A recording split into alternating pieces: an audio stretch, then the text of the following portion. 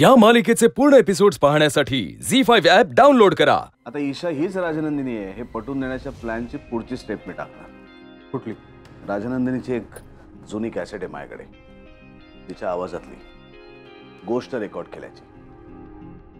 ही cassette आतापर्यंत जयदीपकडे पोहोचवण्याची व्यवस्था झाली आहे। मग काय, जयदीप आईसाहेबांना सांगेल की ईशा सुद्धा त्याला तशीच गोष्ट सांगायची। हे सगळे प्रसंग योगायोग म्हणून सोडून देण्यासारखे नाहीयेत, यात काहीतरी नक्की तथ्य आहे। अशाच एक एक गोष्टी त्यांच्या समोर मांडत गेलं की त्यांची खात्री पटेल की राजनंदिनी हीच ईशा बनून परत आली। मला सांग, ईशा ऑफिसमध्ये आली होती? तुम्हाला माहिती नाहीये? नाही, आणि माझ्या डॉक्युमेंटच्या कॉपीज तिला कशासाठी हव्या होत्या? मिसेस सरंजामे म्हणत होत्या की त्यांना वोटर्स कार्डसाठी डॉक्युमेंट्स हवेत म्हणून। ती तिकडे इलेक्शन ऑफिसमध्ये गेली आणि तिला कळलं तर? तरी मी तुला सांगत होतो वोटर आयडी बनवून घे, गरज नाही म्हणालास। आहे म्हणाला पासपोर्ट। आता तिला कळालं की तू विक्रांत सरंजामे नाहीयेस, गजा पाटील आहेस। तर मला असं कळलंय की माझ्या मिस्टरांचं नाव नाहीये मतदार यादीमध्ये। काय नाव त्यांचं? विक्रांत सरंजामे। लावा देवी आईला कोण, हे फूल देवी आईच्या माथ्यावर ठेवा आणि तुमच्या मला जे पण प्रश्न असतील ते विचारा देवी आईला। देवी आई, आता तूच सांग, माझ्या मनात जे येत आहे ते खरं आहे की नाही? 100% कौल आपल्यालाच मिळणार आहे।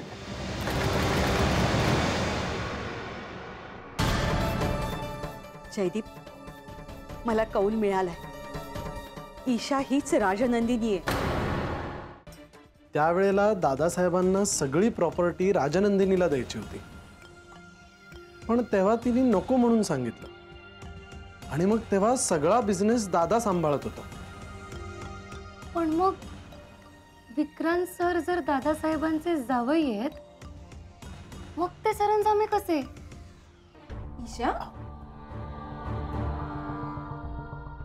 तुला हेही माहित नाहीये? हे नाव त्याला दादासाहेबांनीच दिलं होतं। नाही, पण मग सरांचं खरं नाव?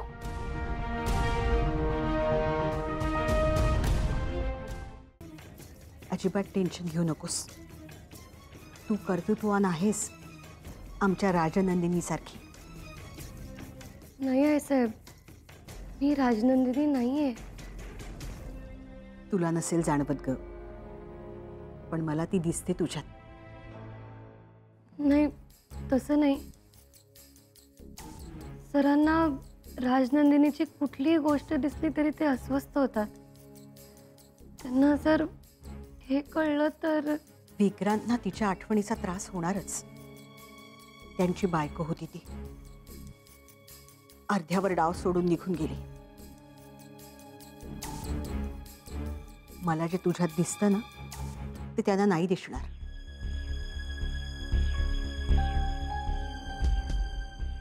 पण तू या कुठल्याही गोष्टीचं टेन्शन घेऊ नकोस। तुझ्यामुळे विक्रांत किती आनंदात असतात, त्यांचं वृक्ष आयुष्य बदलून गेलंय तुझ्या येण्यामुळे।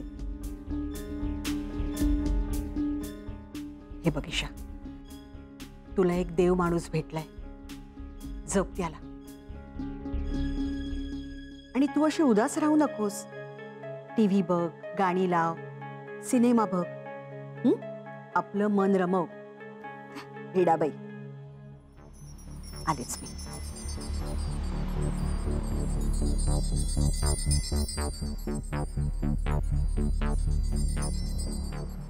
मन कुठे आणि कसं रमवू मी आई साहेब?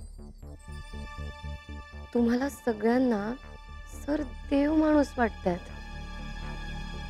मग माझ्याच समोर त्यांचं वेगळं रूप का येत आहे?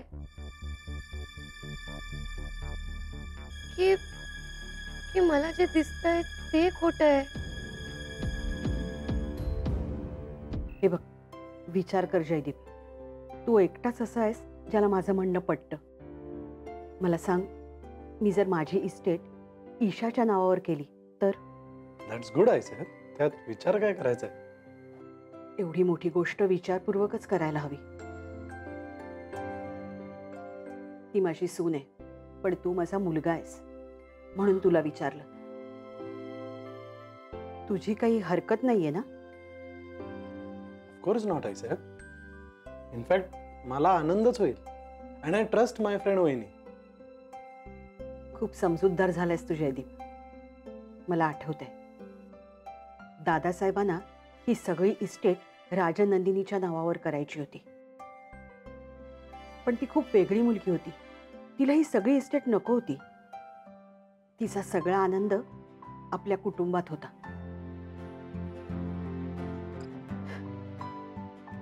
आईसाहेब, खूप चांगली होती ना राजनंदिनी? खूप. म्हणून तर माझी मुलगी नसून सुद्धा माझा खूप जीव होता तिच्यावर. खूप लाघवी होती ती. माझी सगळी प्रॉपर्टी जर मी ईशाच्या नावावर करू शकले तर ती राजनंदिनीलाच मिळाली असंच वाटेल मला. म्हणूनच मी महाजन वकिलांशी बोलली. उद्याच मी माझी सगळी जबाबदारी तिच्यावर सोपवणार आहे. महाजन वकिलांनी सगळे प्रॉपर्टीचे पेपर्स आता तयार सुद्धा केले असते. तुझा प्लॅन वर्क झाला विक्रांत, क्या बात आहे. ते होणारच रे. पैसे तर काय मला कसे मिळत आले असते. दादासाहेबांनी जो माझा अपमान केला होता त्याचा बदला घेतल्याशिवाय मला स्वस्थ बसता येणं शक्यच नव्हतं.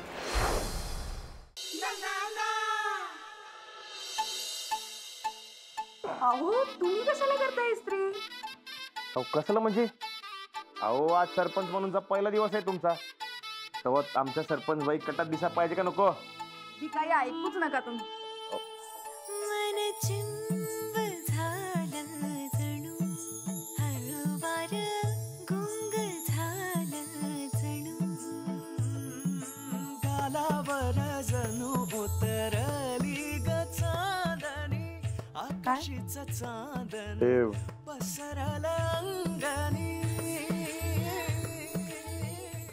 पण त्या दरम्यान कधी तुमचं बोलणं झालं नाही? खरं सांगू तर बहुतेक फोन करायचा घरी. हो ना? हो, तेव्हा लँडलाईन होते ना. आता सांगा, आता बोलाच. आणि हसमुख भाई हे काय म्हणून विचारायचं. फोन करू. मग शेवटी ते एकदा त्या भावाने वैतावून सांगितलं की हसमुखबाई मर गया. ते सांगितलं ॲडमिट आहे.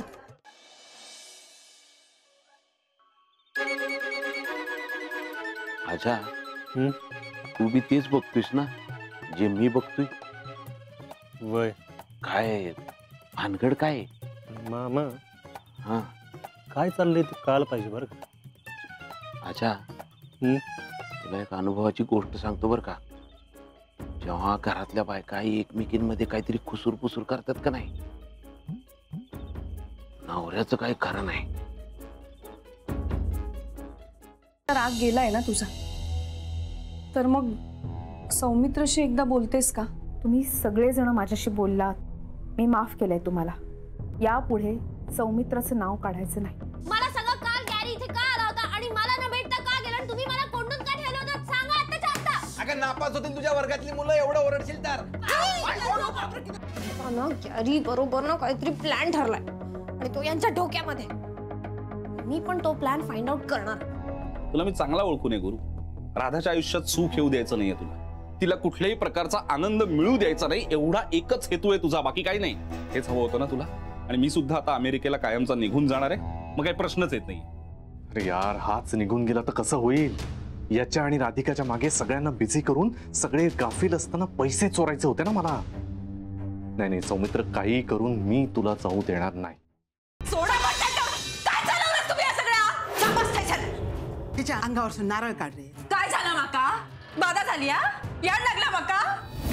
तुमका पण असंच वाटतं काय की माझ्यावर कोणीतरी काहीतरी फिरवलं नाही?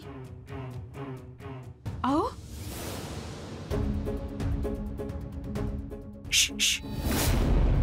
आज काय तो सोक्षमोक्ष लावूनच टाकते. कळत तरी कोण आता?